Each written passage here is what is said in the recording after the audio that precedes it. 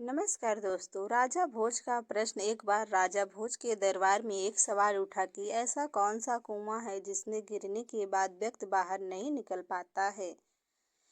ऐसा कौन सा कुआं है जिसमें गिरने के बाद आदमी बाहर नहीं निकल पाता है। दोस्तों, अगर हमारे चैनल पर पहली बार आए हैं तो वीडियो को लाइक, शेयर और चैनल को सब्सक्राइब जरूर करें। इस प्रश्न का उत्तर कोई नहीं दे पाया।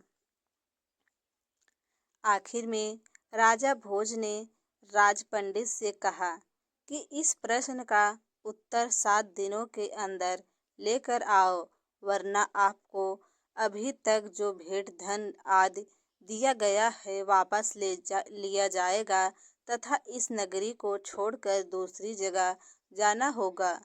6 दिन बीत चुके थे। राज पंडित को उत्तर नहीं मिला। न निराश होकर वह जंगल की ओर गया और वहां उसकी भेंट एक गड़िया से हुई। गड़िये ने पूछा, आप तो राज पंडित के राजा के दुलारे हो, फिर चेहरा पर इतनी उदासी क्यों? यह गड़िया मेरे कार्य मार्गदर्शन कर सोचकर पंडित ने कुछ नहीं कहा। इस पर गड़िये ने पुनः उदासी का कारण पूछते हुए कहा, पंडित जी, हम भी सत्संगी हैं।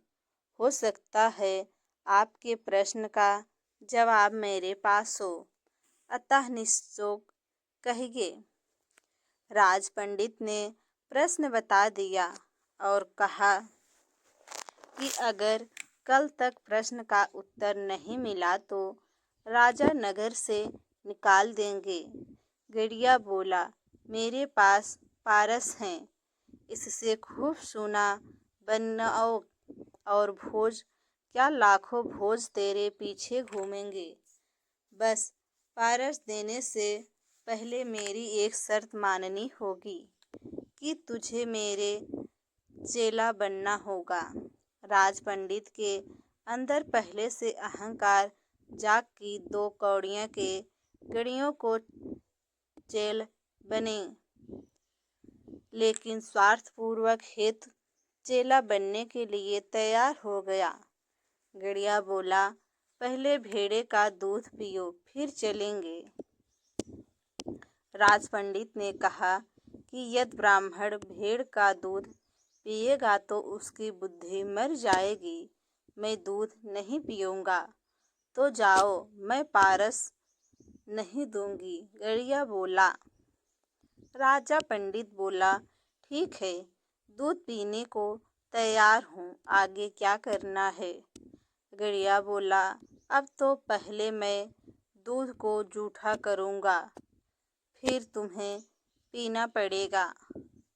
राज पंडित ने कहा, तू तो हद करता है, ब्राह्मण को जूठा पिलाएगा। तो जाओ। गड़िया बोला। राजा पंडित बोला, मैं तैयार हूँ जूठा दूध पीने को। गड़िया बोला, यह बात गई। अब तो सामने जो मरे हुए इंसान की खोपड़ी का कंकाल पड़ा है, इसमें मैं दूध दूहूँगा, उसका जूठ करके तुम्हें फिर पिलाऊंगा तो मिलेगा पारस, नहीं तो अपना रास्ता लीजिए।